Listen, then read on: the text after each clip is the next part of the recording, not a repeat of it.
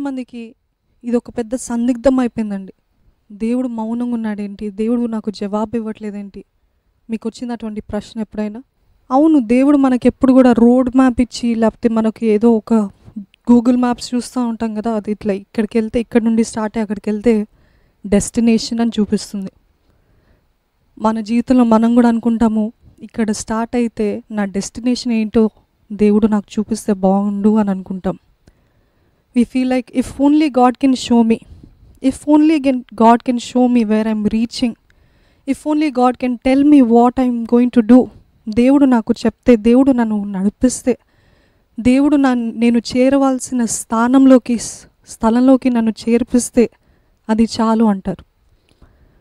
కానీ దేవుడు చాలాసార్లు మౌనంగా ఉంటాడండి, మౌనంగా ఉంటాడు. He will not show, He will not talk. మాట్లాడడు దేవుడు. ఎందుకు మాట్లాడాడు అంటే, ఈరోజు మనం అర్థం చేసుకుందాం. చాలామంది తప్పుగా అర్థం చేసుకుంటున్నారు దేవుడిని. ఒకవేళ అటువంటి పరిస్థితుల్లో మీరు కూడా ఉన్నారేమో. You might be thinking wrong about God. దేవుని పైన చేదు. దేవుడు ఏం చేయడండి, దేవుడు ఏం మాట్లాడాడని ఏమంటున్నారు మీరు? మాట్లాడే దేవుడు అంటారు, వినే దేవుడు అంటారు, ప్రార్థన ఆలకించే దేవుడు అంటారు. But why is he silent in my life?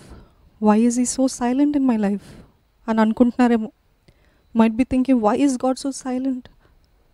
నేను ఎంతగా ప్రార్థన చేస్తున్నా, నేను ఎంతగా ఉపవాసం ఉంటున్నా, నేను ఎంతగా మొరపెడుతున్నా, కానీ ఒక్క జవాబు కూడా, ఒక్క మాట కూడా దేవుని దగ్గర నుండి నాకు రావట్లేదు అని బాధతో, చేదుతోటి దేవుని పైన తిరగబడుతున్న జీవితం ఉందేమో. You might be rebelling against God. You might be saying, I don't want you God.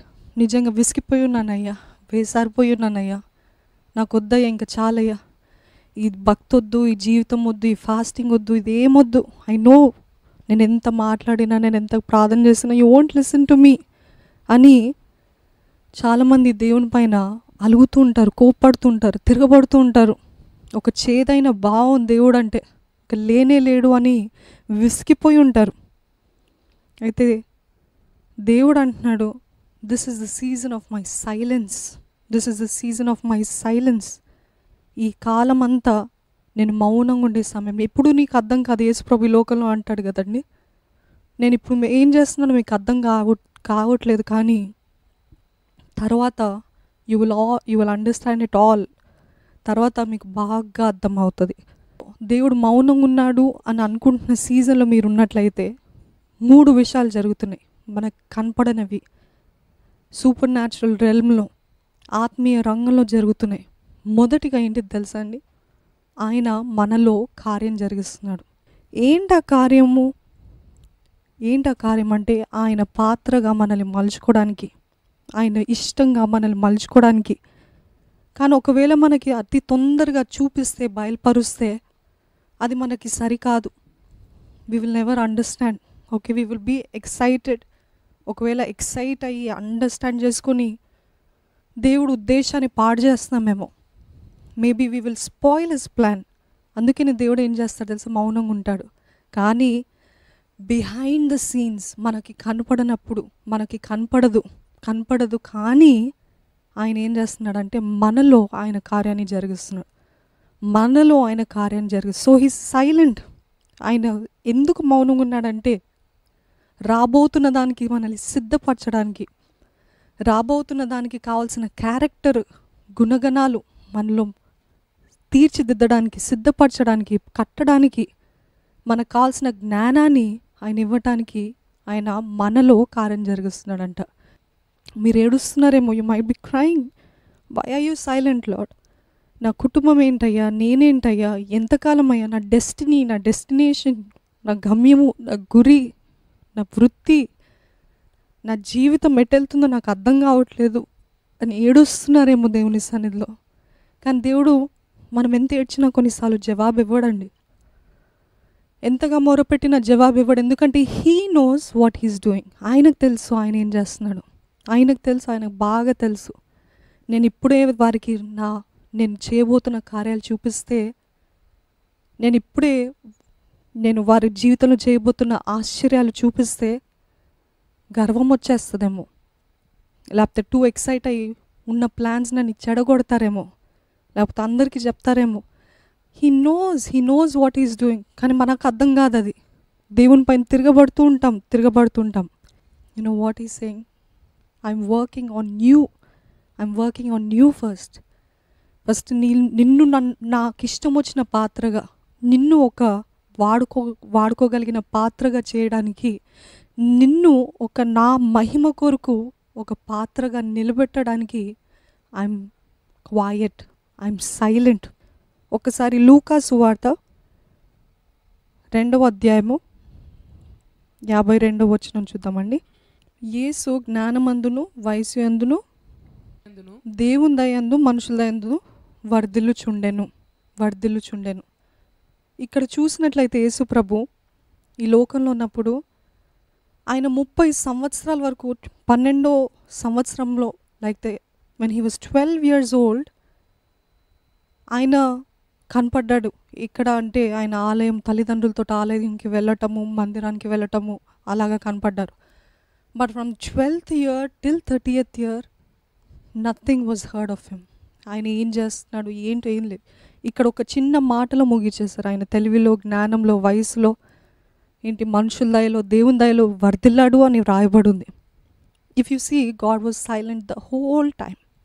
ఏమైనా మాట్లాడినట్టు చూస్తామండి? తండ్రి అయిన దేవుడు యేసు ప్రభుతోటి ఈ సమయంలో, అంటే వారు ఎప్పుడు కమ్యూనియన్లోనే ఉంటారు, ఎప్పుడు మాట్లాడుతూనే ఉంటారు, ఎప్పుడు ప్రార్థనలోనే ఉండేవాడు దేవుడు యేసు ఈ లోకంలో ఉన్నప్పుడు. కానీ ఆ 30 సంవత్సరాలు వచ్చిన తర్వాత ఎప్పుడైతే బాప్తిజం తీసుకున్న తర్వాత ఈయన నా ప్రియ కుమారుడు, ఈయన యందు నేను ఆనందించుచున్నానని తండ్రి స్వరం వినబడుతుంది. అంటే ఆ పోయిన సంవత్సరాలన్నీ వాట్ హ్యాపెండ్? ఆ చిన్న వయసు నుండి 30 సంవత్సరాల దాకా దేవుని స్వరం ఎందుకు వినిపించలేదు? ఎందుకంటే God was working on Jesus. Yesu పైన, యేసు ద్వారా ఆయన కార్యాన్ని, ఆయన మహిమని కనపరచాలని he was working. You might not understand ఎందుకు ఇన్ని సంవత్సరాలు తీసుకుంటుంది, ఇంకెంతకాలం అనుకుంటుండొచ్చేమో. కానీ యేసు ప్రభువే అన్ని సంవత్సరాలు మౌనంగా ఉండాల్సి వచ్చిందండి. 30 సంవత్సరాలు వచ్చే వరకు he didn't perform any miracle. ఏ ఆశ్చర్యకారం జరగలేదు. అంటే ఆయనకు శక్తి లేదా, బలం లేదా. ద రైట్ టైం, సరైన సమయం. That is why God was quiet. God never talked about. దేవుడు ఎప్పుడు కూడా అలాగ చేయి అని యేసుతోటి చెప్పినట్టు మనకి వాక్యం, మన బైబిల్స్లో చదివితే ఇట్ ఈస్ సో క్లియర్. చాలామంది అంటారు, దేవా నన్ను చెయ్యి, నన్ను రూపుదిద్దు అని అటువంటి మాటలు రావు. కానీ దేవా నీ చిత్తం ఏంటో బయలుపరచయ్యా, రివీల్ అంటారు. కానీ they won't ask God, make me Lord, make me your vessel Lord అని అడగడం మాత్రం చాలా కష్టం కదండి. Lot of us say, make me, reveal to me, నీ ప్రామిసెస్ చూపించు, నా జీవిత భవిష్యత్తు ఎలా ఉంటుందో నాకు చూపించు, ఇది చూపించు, అది చూపించు, నాతో మాట్లాడు అంటారు. కానీ నీ స్వరూపంలోకి నన్ను తీర్చిదిద్దయ్యా, నీ చిత్తానుసారంగా నన్ను తీర్చిదిద్దయ్యా, నువ్వు మౌనంగా ఉన్నా పర్వాలేదయ్యా, నీ ఇష్టంగా నన్ను తీర్చిదిద్దయ్యా అని చెప్పడము చాలా కష్టం కదండి. We all want to know what is the next. ఈరోజు మిమ్మల్ని అడిగితే, ఒకవేళ మీకు ఆప్షన్ ఉంటే, ఎవరైనా వచ్చి నీకు నీ జీవితంలో నువ్వేమవుతావో అని తెలుసుకోవాలని ఆశగా ఉందంటే, మనం అందరం బిగ్గరగా అరుస్తూ చేతులెత్తి, yes I want to know, నా జీవితం ఎలా ఉంటుంది, నా భవిష్యత్తు ఎలా ఉంటుంది, నా జీవితంలో ఎలాగ స్థిరపడతాను, నా కుటుంబము, నా భర్త, నా భార్య ఎలాగుంటుంది అని ఎంతగానో విల్ బి సో ఎక్సైటెడ్ కదండి. కానీ ఎవరమైనా మనము ఆ స్థానంలో ఎవరైనా అడిగితే, no I will just wait, దేవుడు ఏం చేయాలనుకుంటున్నాడు అది చేయనివ్వండి, ఐ విల్ వెయిట్ అనే స్థాయిలోకి, అంత పరిపక్వతలోకి, అంత మెచ్యూరిటీలోకి మనం ఎవరు వెళ్ళలేదు. ఇంకా చూసినట్లయితే ఏంటిదంటే, యోసేపు he just had one dream. ఏంటి ఆ డ్రీమ్, ఆ ఉద్దేశం, ఆ దర్శనం ఏంటి, ఆ కళ ఏంటి? దేవుడు గొప్ప కార్యాలు చేస్తాడు, అంత మట్టుకే దేవుడు చూపించాడు ఆయనకి. దేవుడు ఆయనని తలగా ఉంచుతాడని, దేవుడు అందరూ కూడా ఆయనని లొంగింపజేస్తాడని ఎంతగానో ఆయనకి దర్శనాల ద్వారా మాట్లాడాడు. ఒక 2 దర్శనాల ద్వారా మాట్లాడారు. దాని తర్వాత ఇంకేమైనా మాట్లాడారండి? ఇంకేమని చెప్పాడా దేవుడు? ఇలాగ జరుగుతుంది నీ జీవితం, ఇలాగ జరుగుతుందని చెప్పాడా? Only one vision. He had only one vision. అంటే దేవుడు మాట్లాడింది మాత్రమే తెలుసు, దేవుడు తన జీవితం ఇలాగ చేస్తాడని మాత్రమే తెలుసు, కానీ దానికి మించి ఇంకేం చెప్పలేదు. He didn't tell anything else. దేవుడు ఇంకేం చెప్పలేదు. ఈరోజు మన జీవితంలో కూడా వాగ్దానం ఇచ్చాడేమో దేవుడు. ఆ వాగ్దానం ఇచ్చి ఇట్లాగుంటుంది జీవితం అంటే, ఆ వాగ్దానానికి ఆపోజిట్గా మన జీవితము, దానికి విరుద్ధంగా వెళ్ళిపోతుందేమో జీవితం. ఇప్పుడు యోసేపుని చూసినట్లయితే తన సొంత అన్నలు ఆయనని బాధ పెడుతున్నప్పుడు దేవుడు మౌనంగా ఉన్నాడండి. God was silent. When his own brothers were hurting him, God was silent. తన సొంత అన్నలు ఆయనను అమ్మేస్తుంటే దేవుడు జోక్యం చేసుకున్నాడా? దేవుడు జోక్యం చేసుకుని ఆపాలి మీరు అని వాళ్ళని శపించి, వాళ్ళని శిక్షించి, వాళ్ళని బాధ పెట్టి యోసేపుని రక్షించాడా? లేదు. He was silent. When brothers were hurting him, ఆయనను బాధ పెడుతున్నప్పుడు మౌనంగా ఉన్నాడు. ఆయనని అప్పచెప్తున్నప్పుడు, ఆయనని అమ్ముతున్నప్పుడు మౌనంగా ఉన్నాడు. ఆయనని చెరసాలలో వేస్తున్నప్పుడు మౌనంగా ఉన్నాడు. పోతిఫర్ భార్య ఆయనని ఎంతగానో వేధిస్తున్నప్పుడు, అక్కర్లేకుండా ఆయన గురించి నిందలు వేస్తున్నప్పుడు మౌనంగా ఉన్నాడు. చెరసాలలో ఉన్నప్పుడు మౌనంగా ఉన్నాడు. దాని తర్వాత ఎవరైతే ఆ ద్రాక్షారసం అందించి ఆ ఖైదీ ఉన్నాడో, ఆ ఖైదీ వెళ్ళేటప్పుడు నేను తప్పకుండా రాజుకి చెప్పి నిన్ను కూడా విడిపిస్తానని చెప్పాడు, కానీ వెళ్ళి మర్చిపోయాడు. అప్పుడు కూడా మౌనంగా ఉన్నాడు. ఇఫ్ యు సీ జోసెఫ్ చూసినట్లయితే, he had all the rights to be angry with God. దేవుడు ఎంతగా మౌనంగా ఉన్నప్పటికీ, ఎంతగా ఆయన బాధపడుతున్నప్పటికీ కూడా యోసేపు మౌనంగా ఉండి తట్టుకున్నాడు, భరించాడు, దేవుని పైన తిరగబడలేదు. మీకు అనిపిస్తుండొచ్చు, దేవుని చిత్తంలో ఉంటే నాకు ఈ బాధలేంటి, దేవుని చిత్తంలో ఉంటే నాకు ఈ కష్టాలేంటి, దేవుని చిత్తంలో ఉంటే నాకు ఈ నిందలేంటి, దేవుని చిత్తంలో ఉంటే ఇవి ఎందుకు అనుమతించాలి? మనకి చాలాసార్లు ప్రశ్నలు వస్తూ ఉంటాయి. యోసేపు జీవితంలో కూడా ఒక కష్టం వెంబడి ఇంకో కష్టం, ఒక నష్టం వెంబడి ఇంకో నష్టం, ఒక నింద వెంబడి ఇంకో నింద, ఒక బాధ తర్వాత ఇంకో బాధ. కానీ ఆ వచ్చినంత మాత్రాన ఆయన దేవుని చిత్తంలో లేడు అని మాత్రం అవ్వలేదు. ఎందుకంటే అని మాత్రం చెప్పలేము. ఎందుకు అని అంటే, he was in the will of God. ఆయన దేవుని చిత్తంలో ఉన్నాడు కాబట్టి ఒక కష్టం తర్వాత ఒక కష్టం, ఒక నష్టం తర్వాత ఇంకో నష్టం, ఒక బాధ వెంబడి ఇంకో బాధ.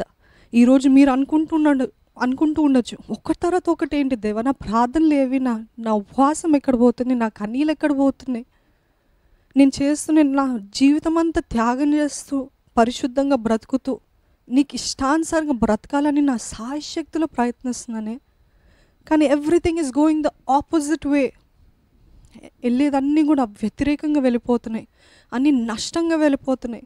నేను నీ చిత్తంలోనే ఉన్నానా, నేను నీకు ఇష్టంగానే ఉన్నానా, నువ్వు నా తోడున్నావా, నువ్వు నా మాట వింటున్నావా, నువ్వు నా ప్రార్థన ఆలకిస్తున్నావా దేవా అని అడుగుతున్నారేమో.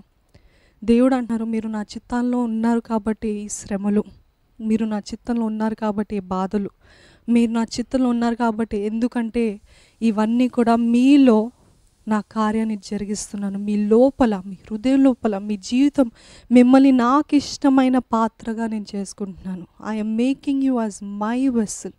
నాకు ఇష్టమైన పాత్రగా నేను మిమ్మల్ని చేసుకుంటున్నాను. అందుకే నేను రోమీయులకి రాసిన పత్రిక 8వ అధ్యాయం 28వ వచనంలో ఉంటుంది ఏంటిదంటే, ఆయన ప్రేమించిన వారికి, ఆయన సంకల్పం చొప్పున పిలువబడిన వారికి అన్నీ కూడా సమకూడి జరుగునని ఆయన వాక్యం తెలియజేస్తుంది.